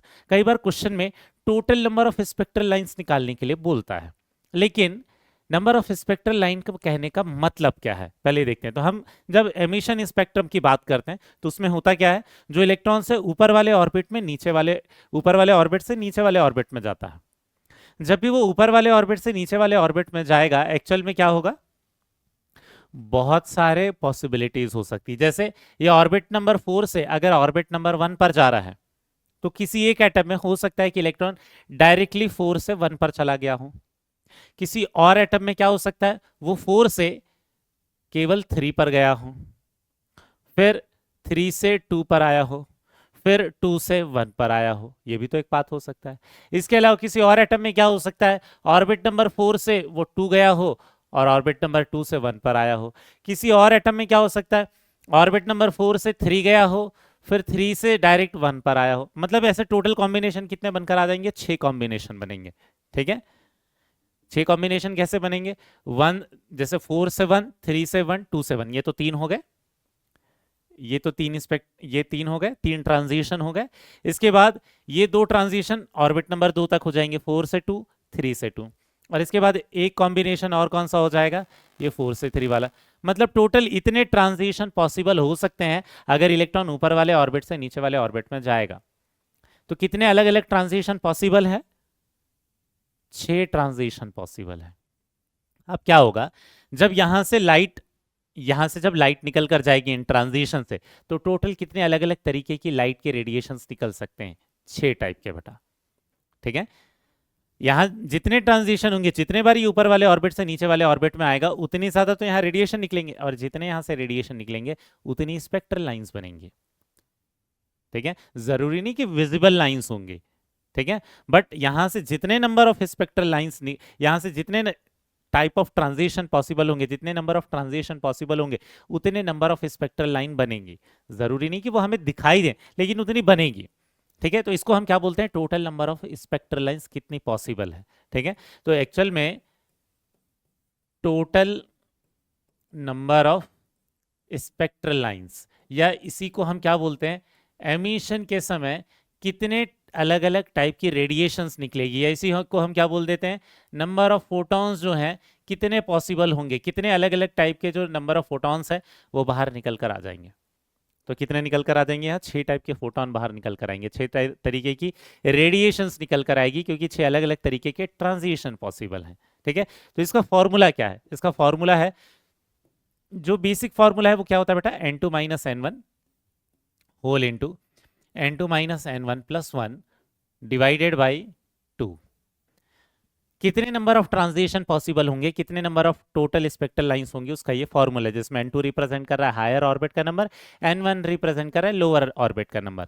इसी फॉर्मूले को कई बार सिंप्लीफाई करके लिख देते हैं, कब, जब फाइनल वाला जो ऑर्बिट होगा ऑर्बिट नंबर 1 होगा। ठीक है, इफ फाइनल ऑर्बिट जो है, फाइनल ऑर्बिट जो N1 की वैल्यू है वो किसके बराबर रहेगी, 1 के बराबर रहेगी। मतलब इलेक्ट्रॉन कहाँ जा रहा होगा, ग्राउंड स्टेट में जा रहा होगा। तो ऐसे केस में यहाँ N1 की वैल्यू 1 रख देता हूँ, तो ये हो जाएगा N2 माइनस N1 की वैल्यू क्या रख दिया, 1, और यहाँ हो जाएगा N2 माइनस N1 की वैल्यू फिर से मैं क्या रख दूँ, -1, और ये +1, ये तो कैंसिल आउट हो जाएंगे। एक्चुअल में हम इसको सिर्फ क्या लिख सकते हैं, n into n minus 1 whole divided by 2। तो आपको बहुत सारी जगहों पर केवल ये दूसरा वाला फॉर्मूला देखने को मिलेगा बेटा, लेकिन जो एक्चुअल फॉर्मूला है वो ये है। अगर फाइनल वाला जो ऑर्बिट है, अगर वो ऑर्बिट नंबर 1 नहीं है, तो ये वाला फॉर्मूला एप्लीकेबल नहीं होगा। क्लियर है? इस वाले फॉर्मूले से आप निकाल नहीं पाओगे अगर फाइनल स्टेट ग्राउंड स्टेट नहीं है तो। ठीक है, अगर क्वेश्चन में कोई और ऑर्बिट नंबर दे दिया है तो इस वाले फॉर्मूले को यूज करना जरूरी है। ठीक है, एग्जाम्पल के लिए जैसे यहाँ तो फाइनल वाला ऑर्बिट नंबर 1 है तो इस वाले फॉर्मूले को दोनों में से कोई भी फॉर्मूले यूज कर सकते हो, फिर उससे कोई दिक्कत नहीं है। हाँ, अगर फाइनल वाला ऑर्बिट नंबर 1 नहीं होता तो ऊपर वाला यूज करना जरूरी था। ठीक है, जैसे यहाँ देखते हैं अगर total number of spectral lines देखें तो एन की वैल्यू कितनी है 4 होल इंटू 4 - 1, क्योंकि ग्राउंड स्टेट में जा रहा है तो सेकंड वाले फॉर्मूले को यूज कर सकते हैं, डिवाइडेड बाई हो जाएगा 2। ये कितना हो गया 4 - 1 3 हो गया, 3 इंटू 2 कितना हो जाएगा 6। 6 नंबर ऑफ क्या हो जाएंगे स्पेक्ट्रल लाइंस टोटल निकल कर आ जाएंगे। समझ में आया क्या? ठीक है, वही तो हमने ये ट्रांजिशन निकाला था, तो हर बार हमें ऐसे चेक करके निकालने की जरूरत नहीं पड़ेगी अगर हमें ये फॉर्मूलेज पता है तो। ठीक है, वो तो केवल समझाने के लिए बताया था कि स्पेक्ट्रल लाइंस का मतलब क्या है, कितने नंबर ऑफ ट्रांजिशन पॉसिबल होंगे उतने ही नंबर ऑफ फोटॉन्स या उतने नंबर ऑफ वहां से रेडिएशंस निकल कर आएंगे। क्लियर हो गया बेटा? ठीक है, एग्जाम्पल करते हैं इस पर, इसके क्वेश्चंस कैसे आते हैं यहाँ देखना। Total number of spectral lines और number of photons possible if electron moves from n = 6 to n = 1। वैसे फाइनल जो ऑर्बिट नंबर है वो कौन सा है 1 है, तो आप कोई भी फॉर्मूला यूज कर सकते हो, उससे कोई फर्क नहीं पड़ता। ठीक है, तो total number of spectral lines क्या हो जाएगा n into n-1 whole divided by ये हो जाएगा 2। बट n2 - n1 वाला फॉर्मूला आप अगर आपको याद रहता है तो उससे कभी क्वेश्चंस गलत नहीं होंगे, लेकिन total number of spectral line पूछेगा तो। ठीक, यहाँ क्या हो जाएगा n की वैल्यू कितनी हो जाएगी 6 और ये कितना हो जाएगा 6 - 1 डिवाइडेड बाई 2। ये कितना हो जाएगा 3 इंटू वो 6 - 1 कितना हो जाएगा 5। तो total number of spectral lines कितनी निकल कर आ जाएगी बेटा 15। 15 नंबर ऑफ फोटॉन्स भी निकल कर आ सकते हैं इसमें, अलग अलग डिफरेंट 15 तरीके के प्रोटॉन्स पॉसिबल हैं इसमें। फोटॉन्स पॉसिबल है बेटा, प्रोटॉन्स नहीं। ठीक है, 15 अलग अलग तरीके के फोटॉन्स जो हैं वो इसमें पॉसिबल हो जाएंगे। क्लियर हुआ? पर यहां देखना क्वेश्चन में हर बार total number of spectral line बोलेगा ऐसा जरूरी नहीं है। कई बार किसी एक स्पेसिफिक जो सीरीज होती है उससे रिलेटेड आपको नंबर ऑफ स्पेक्ट्रल लाइन पूछ लेता है। एग्जांपल के लिए यहां देखना, एग्जांपल के लिए क्या बोला है number of spectral lines of a specific series. ये कैसे पूछेगा number of spectral lines of Balmer series बोला है, total number of spectral lines नहीं बोला है। टोटल यहां क्या बोला है number of spectral lines of Balmer series if electrons moves from n = 4 to n = 1। जब इलेक्ट्रॉन ऑर्बिट नंबर 4 से 1 मूव कर रहा है तो हम उस फॉर्मूले को यूज नहीं कर सकते बेटा, उस फॉर्मूले का एप्लीकेशन तभी तक है जब आपको total number of spectral lines बोलेगा। यहाँ केवल बाल्मर सीरीज से रिलेटेड पूछा है तो ये आपको बनाकर चेक करना पड़ेगा, आप ऐसे नहीं निकाल सकते। ठीक है, कैसे बाल्मर सीरीज जैसी बोल दिया इसका मतलब क्या है फाइनल जो ऑर्बिट रहेगा वो क्या रहेगा ऑर्बिट नंबर 2 रहेगा। तो एक तो हो सकता है ऑर्बिट नंबर 4 से 2 और एक हो सकता है ऑर्बिट नंबर 3 से 2। मतलब कितने ट्रांजिशन पॉसिबल हैं केवल 2। ऑर्बिट नंबर 1 तो लेंगे ही नहीं क्योंकि वो लाइमन सीरीज का पार्ट हो जाएगा। ऑर्बिट नंबर 3 में जो आ रहा है वो भी नहीं ले सकते क्योंकि वो पार्शियन सीरीज का पार्ट हो जाएगा। तो total number of spectral lines में वो सारी इंक्लूड होंगी, लाइमन सीरीज भी इंक्लूड होगा, पार्शियन सीरीज भी इंक्लूड होगा, बाल्मर सीरीज भी इंक्लूड होगा, जितने तरीके के ट्रांजिशन पॉसिबल है सब इंक्लूड होंगे। लेकिन क्वेश्चन में हमें टोटल ट्रांजिशन या टोटल स्पेक्ट्रल लाइंस निकालने के लिए नहीं बोला है, हमें निकालने के लिए बोला है क्या सिर्फ बाल्मर सीरीज। बाल्मर सीरीज की जगह पर यहीं पर क्वेश्चन में आपको और क्या मेंशन कर सकता था total number of visible lines कितनी होगी, total number of visible lines कितनी होगी। ठीक है, तो total number of visible lines निकालने के लिए हम क्या करेंगे, विजिबल लाइन किस में होता है बाल्मर सीरीज में ही होता है हाइड्रोजन के लिए। ठीक है, अगर ऐसा लिखा हुआ है बाल्मर सीरीज कहीं पर भी नाम दिया एटम मेंशन नहीं किया है मतलब आपको समझ जाना है वो हाइड्रोजन की बात कर रहा है। क्लियर हुआ? तो आंसर इसमें कितना आ जाएगा 2। अगर आपने ये वाला फॉर्मूला लगा दिया वहां 4 × 4 - 1 होल इंटू 2 तो इससे total number of spectral lines आएंगी। ये वाला फॉर्मूला आपको यूज नहीं करना है, ये ट्रांजिशन बना के आपको चेक करना पड़ेगा। क्लियर हुआ बेटा? ठीक है, इस पर कुछ क्वेश्चंस जो स्पेक्ट्रल लाइंस पर पॉसिबल होती हैं वो करते हैं बेटा। यहां देखना क्वेश्चन क्या है हमारे पास, how many spectral lines are emitted by atomic hydrogen excited to nth energy level. तो nth एनर्जी लेवल बोल रहे हैं तो total number of spectral lines, अगर total number of spectral lines बोला है फाइनल ऑर्बिट मेंशन नहीं किया तो ग्राउंड स्टेट लोगे। ठीक है, फाइनल ऑर्बिट जो है ये मेंशन नहीं कर रखा है तो ये क्या ले लोगे, ये ग्राउंड स्टेट लोगे। ग्राउंड स्टेट लोगे मतलब ऑर्बिट नंबर फाइनल वाला कितना हो जाएगा 1। तो ऐसे केस में total number of spectral lines का फॉर्मूला क्या है n × n-1 डिवाइड बाई 2। समझ में आ गया? अगर फाइनल ऑर्बिट नंबर कुछ और दिया रहता तो वो पहला वाला फॉर्मूला लिख सकते थे, क्वेश्चन में जब मेंशन नहीं किया रहता तो आपको ध्यान देना है कि फाइनल वाला जो ऑर्बिट है वो कौन सा लेना है बेटा, ग्राउंड स्टेट लेना है। ठीक है, इसके बाद नेक्स्ट क्वेश्चन देखते हैं क्या बोला है। नंबर ऑफ विजिबल लाइंस, यहां देखना विजिबल लाइंस बोला है, विजिबल लाइंस बोला है, इसका मतलब किसकी बात कर रहा है, ये बात कर रहा है बाल्मर सीरीज की। क्वेश्चन में क्या बोला है, when an electron returns from fifth orbit to ground state, तो ऑर्बिट नंबर 5 से लेकर ऑर्बिट नंबर 1 तक वो आ जरूर रहा है, लेकिन हमें total number of spectral lines निकालने के लिए नहीं बोला है, हमें कौन सी बोला है, विजिबल लाइंस। विजिबल लाइंस मतलब ये किसका पार्ट होंगी, केवल और केवल बाल्मर सीरीज का पार्ट होंगी हाइड्रोजन के लिए। बाल्मर सीरीज मतलब कहां तक निकालना है, n इक्वल टू 2 तक निकालना है। तो कितने ट्रांजिशन पॉसिबल है n इक्वल टू 2 तक, एक तो 5 से 2 वाला पॉसिबल है, एक 4 से 2 वाला पॉसिबल है, और एक 3 से 2 वाला पॉसिबल है। मतलब total number of visible spectral lines कितनी हो जाएंगी, 3 हो जाएंगी। तो करेक्ट आंसर कौन सा हो जाएगा बेटा, ऑप्शन 2। ठीक है, इसके बाद नेक्स्ट क्वेश्चन क्या है, the emission spectra are observed by the consequence of transition of electron from higher energy state to ground state, मतलब किसी ऊपर वाले ऑर्बिट से ग्राउंड स्टेट में जा रहा है। In lithium 2+, 6 different types of photons are observed. Number of photons दे रखा है, मतलब ये नंबर ऑफ ट्रांजिशन है, मतलब नंबर ऑफ स्पेक्ट्रल लाइंस इन्होंने दे रखी है क्वेश्चन में। आगे क्या बोला है, during the emission spectra and then what is the excitation state of Li2+ ion. Question में एक्चुअल में ऑर्बिट नंबर हमें निकालने के लिए बोला है, लेकिन डायरेक्टली ऑर्बिट नंबर नहीं पूछा, एक्साइटेशन स्टेट बोला है। कहने का मतलब अगर ऑर्बिट नंबर 2 होगा तो हमें आंसर क्या करना पड़ेगा, फर्स्ट एक्साइटेड स्टेट, कौन से एक्साइटेड स्टेट में है ये पूछा है। ठीक है, यहीं पर अगर ऑर्बिट नंबर 3 होगा तो आंसर क्या हो जाएगा, सेकेंड एक्साइटेड स्टेट हो जाएगा। क्लियर हुआ। तो यहां पर पहले क्या करना पड़ेगा, नंबर ऑफ स्पेक्ट्रल लाइंस दे रखा है, ऑर्बिट नंबर निकालकर ये बताना पड़ेगा कि कौन से एक्साइटेड स्टेट में वो प्रेजेंट है। नंबर ऑफ स्पेक्ट्रल लाइन का फॉर्मूला क्या लिख सकते हैं, total number of spectral line question में कितने दिए रखे हैं, 6, और इसका फॉर्मूला लिख सकते हैं n into n minus 1 whole divide by 2। क्यों, क्योंकि हमारे पास ग्राउंड स्टेट में आ रहा है, फाइनली ये दिया है। अगर क्वेश्चन में मेंशन नहीं किया होता फाइनल स्टेट तो भी हम ग्राउंड स्टेट ही लेते हैं। अब यहाँ क्या हो जाएगा, total number of spectral line ये हो जाएंगे 12, मतलब 6 इंटू 2 करने के बाद ये हो जाएगा 12, ये हो जाएगा n स्क्वायर माइनस n। यहाँ से इक्वेशन कौन से निकल कर आ जाएगी बेटा, n square minus n minus 12 equal to 0। Quadratic equation आ गई है। आप फैक्टराइज भी कर सकते हैं, या इनफैक्ट आप 1 2 3 4 रखकर भी चेक कर सकते हो किसके केस में ये 6 आ रहा है। ठीक है, या फिर यहाँ पर देखना फैक्टराइज कैसे करेंगे, n स्क्वायर ये हो जाएगा +3n minus 4n minus 12 equal to 0। ठीक है, तो n+3 और क्या आ जाएगा, n माइनस 4 इक्वल टू 0। तो n इक्वल टू -3 और n इक्वल टू क्या हो जाएगा, +4। तो ऑब्वियस है ऑर्बिट का जो नंबर है वो माइनस में तो हो नहीं सकता, मतलब ऑर्बिट नंबर क्या आ जाएगा, 4 आ जाएगा। ठीक है, अब ऑर्बिट नंबर 4 आ गया, मतलब कौन सा एक्साइटेड स्टेट है ये है थर्ड एक्साइटेड स्टेट। समझ में आया, हमें ऑर्बिट नंबर नहीं पूछा था, हमें पूछा था कौन से एक्साइटेड स्टेट में ये प्रेजेंट है। तो करेक्ट आंसर कौन सा हो जाएगा बेटा, ऑप्शन 1।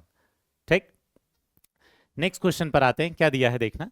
हमें डायरेक्टली ऑर्बिट नंबर देने की जगह पर दो इक्वेशन दी हुई है। The emission spectrum of helium plus ion is the consequence of transition of electron from orbit n2 to orbit n1। लेकिन डायरेक्टली एन देने की जगह पर उन दोनों के बीच में रिलेशन दिया हुआ है। क्या दिया है, 2n2 plus 3n1 equal to 18।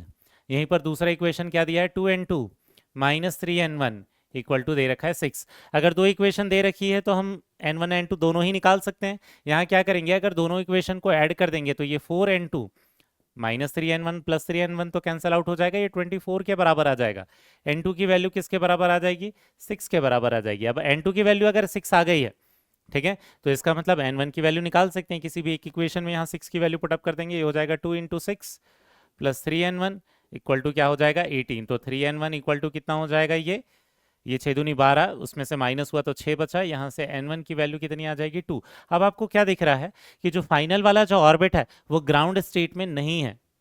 Ground state में नहीं है तो क्या करना पड़ेगा, हमें फॉर्मूला यूज करना है। Total number of spectral line वाला कौन सा, n2 minus n1 whole into n2 minus n1 plus 1 divided by क्या कर देंगे, 2।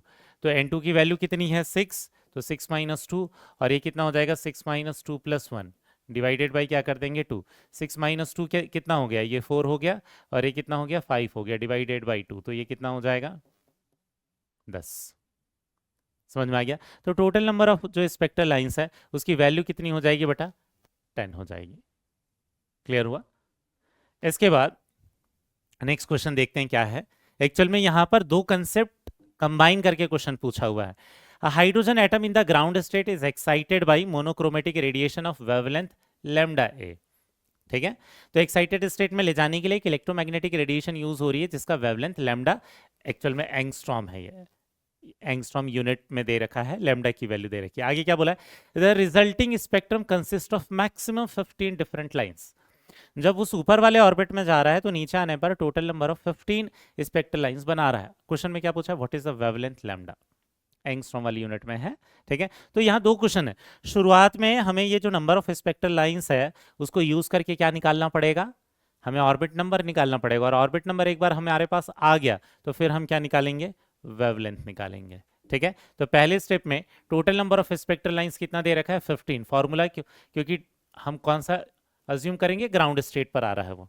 ठीक है, डिवाइडेड बाई 2, ये कितना हो जाएगा 30, ये हो जाएगा n स्क्वायर माइनस हो जाएगा n। इक्वेशन कौन सी हो जाएगी, n square minus n is sorry minus 30 equal to कितना हो जाएगा 0। तो इसी को लिख लेते हैं n स्क्वायर प्लस 5n, ये कितना हो जाएगा minus 6n minus 30 equal to 0। तो यहाँ क्या हो जाएगा n प्लस 5 और ये क्या हो जाएगा n माइनस 6 इक्वल टू 0। तो n इक्वल टू माइनस 5 तो पॉसिबल है नहीं, n इज इक्वल टू 6 ही केवल पॉसिबल है। तो n इज इक्वल टू अगर 6 आ गया तो हम क्या करेंगे, अब वेवलेंथ की वैल्यू निकालेंगे। फॉर्मूला क्या है, 1 upon lambda is equal to R H whole into 1 upon 1 square minus 1 upon n two square, जो कि कितना है 6 स्क्वायर होल इंटू कितना हो जाएगा 1 स्क्वायर। क्योंकि यहाँ पर क्वेश्चन में क्या दिया हुआ, हाइड्रोजन एटम, तो z की वैल्यू 1 ले लेंगे। अगर क्वेश्चन में कोई एटम नहीं भी दिया होता तो हम 1 नहीं लेते हैं। ठीक है, अब यहाँ देखना है, ये हो जाएगा आर एच 1 माइनस 1 अपॉन 36। तो एक्चुअल में कितना आ जाएगा, आर एच होल इंटू 35/36। अब यहाँ से लैम्डा की जो वैल्यू है कितना आ जाएगा, 36 upon 35 whole into 1 upon R H. और जो 1 अपॉन आर एच है उसकी वैल्यू कितनी होती है, इसकी वैल्यू होती है 912 एंगस्ट्रॉम। अगर आप ध्यान से देखोगे तो ये 35 और 36 बहुत नियर बाई नंबर है, मतलब ये 1 पॉइंट समथिंग आ रहा होगा। मतलब आंसर जो है वो 912 से जस्ट थोड़ा सा ही बड़ा होगा। तो 912 से जस्ट थोड़ा सा बड़ा कौन सा आ रहा है बेटा, 937 वाला आ रहा है। क्लियर है, आप चाहो तो कैलकुलेट कर सकते हो, बस हमें नियरेस्ट आंसर के करीब पहुंचना था। ठीक, क्लियर हुआ क्या ये, तो 938 की नियर बाई निकल कर आएगा, 937 पॉइंट सबसे नियर बाई आ रहा है एंगस्ट्रॉम वाली यूनिट में। समझ में आया क्या, तो ये थे स्पेक्ट्रल लाइन से रिलेटेड क्वेश्चंस। अब इसके बाद नेक्स्ट हमें क्या देखना है, कुछ सिंपल से ग्राफ देखने जो कि बोर्स मॉडल से रिलेटेड होते हैं। सिंपल, ज्यादातर टाइम हमें बहुत सिंपल ग्राफ आते हैं, जो भी आप फिजिक्स में पढ़ते हैं उससे कहीं सिंपलर लेवल पर यहाँ पर ग्राफ रहेंगे। ठीक है, सबसे पहला वाला जो हमें ग्राफ देखना है वो किससे रिलेटेड है, रेडियस वर्सेस एटॉमिक नंबर। तो फॉर्मूला लिख लेते हैं, रेडियस का फॉर्मूला क्या है, 0.529 whole into n square by Z, और ये यूनिट कौन सी रहती है, एंगस्ट्रॉम। ठीक है, तो यहाँ पर एंगस्ट्रॉम में ही दे रखा है। तो एक्चुअल में अगर आप ध्यान से देखोगे तो आर वाली जो वैल्यू है इसको हमने वाई एक्सिस में लिया है, और जो जेड वाली जो वैल्यू है, ठीक है, ये जेड वाली वैल्यू क्या है, एक्स एक्सिस में लिया है। ठीक है, क्लियर है। अब अगर आप ध्यान से देखोगे तो यहाँ क्या है, ये जो आर है ये इन्वर्सली प्रोपोर्शनल टू जेड है। जब भी इन्वर्सली प्रोपोर्शनल वाले ग्राफ आते हैं तो कैसे बनते हैं बेटा, ऐसे बनते हैं। तो ये स्ट्रेट लाइन नहीं है। ठीक है, स्ट्रेट लाइन में क्या रहता है, प्रोपोर्शनल वाले रिलेशंस आते हैं, इंटरसेप्ट नहीं होता।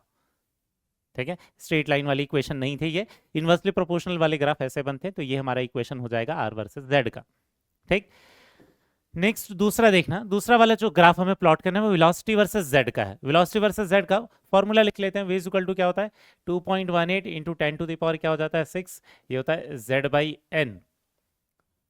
अब अगर इस फॉर्मूले को देखोगे आप तो तुम्हें यहाँ दिखाई देगा कि ये तो y एक्सिस में है और ये z क्या है, x एक्सिस में है। तो ये जो 2.18 इंटू 10 टू द पावर जो 6 है अपॉन n, ये क्या हो जाएगा, उसके स्लोप की वैल्यू हो जाएगी, ये m की वैल्यू हो जाएगी। और यहाँ पर इंटरसेप्ट तो है नहीं, इंटरसेप्ट 0 हो जाएगा। इंटरसेप्ट 0 हो जाएगा कहने का मतलब क्या है, जो हमारे जो ग्राफ वाली जो कर्व की जब हम ड्रॉ करेंगे उसे, तो वो ओरिजिन से पास होगा। ठीक है, तो ये ओरिजिन से पास करते हुए एक प्रोपोर्शनल वाला ग्राफ बना देंगे हम। इसमें जो स्लोप की वैल्यू है वो किसके बराबर आ जाएगी, 2.18 into 10⁶ divided by n। z तो हमारा एक्सेस ही था। क्लियर हुआ क्या, सिंपल स्ट्रेट लाइन वाला ग्राफ है बेटा। नेक्स्ट देखते हैं, नेक्स्ट हमें एनर्जी वाला ग्राफ प्लॉट करना है, energy versus Z square plot करना है। क्यों, क्योंकि एनर्जी के फॉर्मूले में क्या होता है, -13.6 whole into Z square upon n square, ये होता है इलेक्ट्रॉन वोल्ट वाली यूनिट में। जूल वाली यूनिट में अगर हमें दिया हुआ रहेगा तो केवल कांस्टेंट की वैल्यू चेंज होगी। अब अगर आप ध्यान से देखोगे तो यहाँ जो एनर्जी है और ये जेड स्क्वायर है, ये दोनों प्रोपोर्शनल है, लेकिन एनर्जी का जो साइन है वो कौन सा आएगा, माइनस, इसलिए वो जीरो, अगर ये जीरो है तो जीरो के नीचे आएगी एनर्जी की वैल्यू। लेकिन ये जो एनर्जी है ये डायरेक्टली प्रोपोर्शनल टू इसका जो मैग्नीट्यूड है वो किसके बराबर रहेगा, जेड स्क्वायर के प्रोपोर्शनल रहेगा। तो जेड स्क्वायर के प्रोपोर्शनल वाला ग्राफ है, मतलब ओरिजिन से पास करता हुआ ही बनेगा, लेकिन स्लोप कैसा हो गया, निगेटिव है। स्लोप निगेटिव है तो नीचे की तरफ आएगा। समझ में आया क्या, और ये एनर्जी की वैल्यू निगेटिव ही लेना है तो हम इसको फोर्थ क्वाड्रेंट में ड्रॉ करेंगे। क्लियर हो गया बेटा, बहुत सिंपल सी चीज है। एनर्जी को जीरो वाले के नीचे क्यों ड्रॉ करें, क्योंकि फॉर्मूले में माइनस लगा है। क्लियर हुआ ये, तो ये तो हो गए सिंपल से ग्राफ। बहुत ही कम आपको ये ग्राफ देखने को मिलेंगे, लेकिन आपको ये स्ट्रेट लाइन से या इन्वर्सली प्रोपोर्शनल वाले ग्राफ कंपेयर करते एटलीस्ट बनने चाहिए आपसे। ठीक, इसके बाद सबसे लास्ट चीज पर आ जाते हैं बेटा, वो क्या है, लिमिटेशंस ऑफ बोर्स मॉडल। तो एक्चुअल में बोर्स मॉडल हमारा फाइनल मॉडल नहीं है, हम जो लेटेस्ट मॉडल यूज करते हैं वो क्वांटम मैकेनिकल मॉडल है। तो बोर्स मॉडल के लिमिटेशन क्या क्या थे, सबसे पहली चीज तो अगर याद होगा तो सबसे पहला जो एजम्पशन था, ये हमने जो जब पढ़ना चालू किया था बोर्स मॉडल, तो हमने बोला था कि यह हमेशा सिंगल इलेक्ट्रॉन स्पीसीज के लिए एप्लीकेबल है। ठीक है, तो एक्चुअल में जो मल्टी इलेक्ट्रॉन स्पीसीज है उनको ये एक्सप्लेन नहीं कर पाता, can not explain spectrum of, जो स्पेक्ट्रल लाइंस बनती हैं वो मल्टी इलेक्ट्रॉन, हीलियम के भी, इनफैक्ट हीलियम में तो सिर्फ 2 इलेक्ट्रॉन है, तो ये किसी भी मल्टी इलेक्ट्रॉन जो एटम है या मल्टी इलेक्ट्रॉन स्पीसीज है उनके लाइन स्पेक्ट्रम को, एमिशन स्पेक्ट्रम को एक्सप्लेन नहीं कर पाता। ठीक है, दूसरा इसका लिमिटेशन क्या है, सिंगल इलेक्ट्रॉन वालों को कर देगा, मल्टी इलेक्ट्रॉन को नहीं कर पाता। दूसरा लिमिटेशन क्या है, कई बार जब हम स्पेक्ट्रम बनाते हैं तो उसमें बहुत ज्यादा फाइनर डिटेल्स होते हैं। फाइनर डिटेल्स कब हमें दिखाई देते हैं, जब हम जो बहुत ही ज्यादा एडवांस्ड स्पेक्ट्रोस्कोपिक इक्विपमेंट यूज करते हैं तो उसमें बहुत ज्यादा फाइनर डिटेल्स निकल कर आती है। फाइनर डिटेल्स से रिलेटेड कहने का मतलब हमारा क्या है, उसमें डबलेट या ट्रिपलेट जैसी चीजें बनती है। ठीक है, डबलेट या ट्रिपलेट मतलब 2 बहुत ही पास पास में लाइंस दिखाई देती हैं या 3 ऐसे लाइंस दिखाई देती हैं। ठीक है, तो उसे हम बोलते हैं डबलेट और ट्रिपलेट। इनका एक्सप्लेनेशन बोर मॉडल नहीं देता कि वो पास पास वाली जो लाइंस बनती हैं वो क्यों बनती हैं। ठीक है, तो ये जो डबलेट और ट्रिपलेट है इनको वो एक्सप्लेन नहीं कर पाता, जो हमें कब मिलते हैं, जब हम एडवांस्ड स्पेक्ट्रोस्कोपिक टेक्निक्स यूज करते हैं तो उसमें ये फाइनर डिटेल्स हमें दिखाई देते हैं। उनका रीजन क्या है, उनके बनने का रीजन क्या है, ये बोर्स मॉडल के पास नहीं था। जो नॉर्मल हमारे पास जो स्पेक्ट्रल लाइंस आती है जो दूर दूर प्रेजेंट होती है उनका रीजन तो था। ठीक है, कि वो ऑर्बिट के एनर्जी के डिफरेंस के कारण आते हैं। ठीक है, तो इनको ये एक्सप्लेन नहीं कर पाता। ठीक है, इसके अलावा इसका तीसरा जो लिमिटेशन है, तीसरा लिमिटेशन किससे रिलेटेड है, ये जो स्टार्क इफेक्ट है। ठीक है, ये जो स्टार्क इफेक्ट है इसको भी एक्सप्लेन नहीं कर पाता। एक्चुअल में 2 चीजों को एक्सप्लेन नहीं कर पाता, एक है स्टार्क इफेक्ट और दूसरा क्या है बेटा, ज़ीमैन इफेक्ट। ठीक है, ये 2 इफेक्ट होते हैं और ये दोनों इफेक्ट को एक्सप्लेन नहीं कर पाता। ये दोनों इफेक्ट एक्चुअल में क्या है, एटम के स्पेक्ट्रम से ही रिलेटेड हैं। तो होता क्या है, जब हम वो जो स्पेक्ट्रल लाइंस बनाते हैं अगर वो इलेक्ट्रिक फील्ड के प्रेजेंस में बनाते हैं तो वो क्या हो जाती है, स्प्लिट हो जाती हैं, अलग अलग लाइंस में स्प्लिट हो जाती हैं। मैग्नेटिक फील्ड के प्रेजेंस में बनाते हैं तो भी अलग अलग लाइंस में स्प्लिट हो जाती है। तो जब इलेक्ट्रिक फील्ड के प्रेजेंस में स्प्लिट होती है तो उसे क्या बोलते हैं, स्पेक्ट्रल लाइन, ये स्टार्क इफेक्ट। तो स्टार्क इफेक्ट होता क्या है, ये होता है splitting of spectral lines, splitting of spectral lines in presence of electric field, in presence of electric field. तो इलेक्ट्रिक फील्ड के प्रेजेंस में वो जो स्पेक्ट्रल लाइंस है वो स्प्लिट होती हैं, उसको बोलते हैं स्टार्क इफेक्ट। तो वो स्प्लिटिंग क्यों हो रही है इसका एक्सप्लेनेशन बोर मॉडल नहीं देता। हमें वो इफेक्ट डिटेल में नहीं पढ़ना है, बट आपको इतना पता रहना चाहिए कि बोर मॉडल उसको एक्सप्लेन नहीं कर पाता, ठीक है। और जीमैन इफेक्ट क्या होता है, ये भी सिमिलर चीज होती है, splitting of spectral line, splitting of spectral line in presence of magnetic field, in presence of magnetic field. तो ये जो मैग्नेटिक फील्ड है, इसके प्रेजेंस में जो स्प्लिटिंग होती है उसका भी एक्सप्लेनेशन बोर मॉडल के पास नहीं था। तो ये दो फिनोमिना को एक्सप्लेन नहीं कर पाता, तो ये इसका लिमिटेशन था, ठीक है। इसके बाद नेक्स्ट और लिमिटेशन क्या ध्यान में रखना है आपके पास, पांचवी चीज, ये जो एटम की जो एबिलिटी है बॉन्ड फॉर्म करने की, उसमें ऐसा क्या है जिसके कारण वो बॉन्ड बना रहा है, ये एक्सप्लेन नहीं कर पाता बोर मॉडल, ठीक है। तो कैन नॉट एक्सप्लेन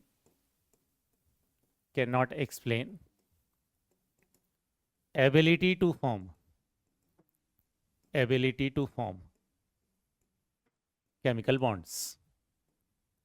तो केमिकल बॉन्ड्स बनाने की जो एबिलिटी है उसके बारे में ये कोई बात नहीं करता, ठीक है। और सबसे लास्ट क्या है, कुछ टाइम के बाद बोर्स मॉडल जब आ गया, उसके कुछ टाइम के बाद दो ऐसी थ्योरी आई जिसके कारण ये तो क्लियर हो गया कि ये जो रेडियस एक्यूरेट की बात करता है, एक्यूरेट रेडियस की वैल्यू की बात करता है, या एक्यूरेट वेलोसिटी की वैल्यू की ये जो मॉडल बात करता है, वो पूरी तरीके से सही नहीं है, क्योंकि वो जो दो थ्योरी आई थी उन्हीं को इसके बाद पढ़ने वाले बेटा, कौन सा, एक डी ब्रॉगली इक्वेशन और एक दूसरा क्या है, हाइजेनबर्ग अनसर्टेनिटी प्रिंसिपल, ठीक है। बोर्स मॉडल पूरी तरीके से इलेक्ट्रॉन को क्या मानता है, इलेक्ट्रॉन मानता है, लेकिन या मतलब इलेक्ट्रॉन को क्या मानता है, पार्टिकल नेचर का मानता है, लेकिन डी ब्रॉगली इक्वेशन क्या बोलता है कि इलेक्ट्रॉन वेव की तरह भी होगा। तो उसका एक्सप्लेनेशन बोर मॉडल के पास नहीं था, क्योंकि बोर मॉडल उसे पूरी तरीके से पार्टिकल की तरह कंसीडर करता है। तो नेक्स्ट क्या था, can not explain wave nature, can not explain wave nature of electron according to de Broglie equation या डी ब्रॉगली थ्योरी, ठीक है। जो डी ब्रॉगली की जो थ्योरी थी कि जो इलेक्ट्रॉन है वो भी लाइट की तरह ही दोनों नेचर शो करेगा, पार्टिकल नेचर भी और वेव नेचर भी। तो उसके वेव नेचर का जो एक्सप्लेनेशन था वो इसके पास नहीं था, क्योंकि बोर मॉडल उसे कैसे मानता है, केवल पार्टिकल की तरह मानता है। इसके साथ ही एक और क्या था कि जो एग्जैक्ट वैल्यू जो है रेडियस और वेलोसिटी की, ये नहीं बता सकते, ये एक हाइजेनबर्ग अनसर्टेनिटी प्रिंसिपल आया था, और उसके कारण ये समझ में आ गया कि ये जो एक्यूरेट फॉर्मूले की बात करता है रेडियस की वैल्यू और वेलोसिटी की वैल्यू को, वो नहीं बता सकते। तो अकॉर्डिंग टू, इसका मतलब अकॉर्डिंग है बेटा, according to Heisenberg uncertainty principle, Heisenberg's uncertainty principle, Heisenberg's uncertainty principle, exact position and velocity, exact position कहने का मतलब radius, exact position and velocity of electron can not be determined. जबकि इसके फॉर्मूले से तो हम बोलते हैं कि वो एग्जैक्ट वैल्यू निकल कर आएगी, ठीक है। तो ये जो लॉज हैं ये दोनों को हम बाद में पढ़ेंगे, बाद वाले लेक्चर्स में पढ़ेंगे, लेकिन आपको पता रहना चाहिए कि एक्चुअल में इन लॉज के आने के कारण, ये जब लॉस आ गए तो इनके आने के कारण ये समझ में आ गया कि बोर्स मॉडल में कुछ लिमिटेशंस हैं, कुछ ऐसी चीजें हैं जो हमें नहीं पता, जिसके कारण हम तो निकाल रहे हैं कि रेडियस जो रहेगी वो एक्यूरेट वैल्यू रहेगी, वेलोसिटी एक्यूरेट निकाल रहे हैं, लेकिन ये कहता है कि हम एक्यूरेट नहीं निकाल सकते। कौन, हाइजेनबर्ग अनसर्टेनिटी प्रिंसिपल, ठीक है। तो ये रूल्स जो आए थे, ये जो लॉज आए थे, ये बाद में आए थे बोर्स मॉडल आने के बाद, लेकिन इनके बाद, इनके रूल्स आने के बाद ये समझ में आ गया कि बोर्स मॉडल में अभी भी बहुत सारी कमियां हैं जिसको हमें दूर करने की जरूरत है, एटम को किसी और तरीके से विजुअलाइज करने की जरूरत है। समझ में आया बेटा, ठीक। तो यहां पर हमारा बोर्स मॉडल कंप्लीट होता है, और एक्चुअल में ये जो लिमिटेशंस है इसमें काफी ज्यादा लिमिटेशंस दूर हो जाती है जब लेटेस्ट मॉडल जो क्वांटम मैकेनिकल मॉडल है हम उसे पढ़ते हैं, ठीक है। तो आज के लेक्चर को तो हम यहीं पर कंप्लीट करेंगे बेटा, लेकिन नेक्स्ट लेक्चर में हम पढ़ेंगे क्या चीज, डी ब्रॉगली इक्वेशन, जिसके लिमिटेशंस में हमने जिस थ्योरी की बात की, डी ब्रॉगली इक्वेशन क्या था, हाइजेनबर्ग अनसर्टेनिटी प्रिंसिपल क्या था, पहले ये दो टॉपिक पढ़ेंगे और उसके बाद जाएंगे किस पर, क्वांटम मैकेनिकल मॉडल, जो कि हमारा सबसे लेटेस्ट मॉडल है, जिसको हम दूसरे चैप्टर्स में हमेशा यूज किया करेंगे, उस वाले टॉपिक को फिर बाद में देखेंगे, ठीक है। तो नेक्स्ट वाले लेक्चर में मिलेंगे डी ब्रॉगली इक्वेशन के लिए, ठीक। आज वाले लेक्चर को यहीं पर खत्म करते हैं बेटा, थैंक यू, बाय।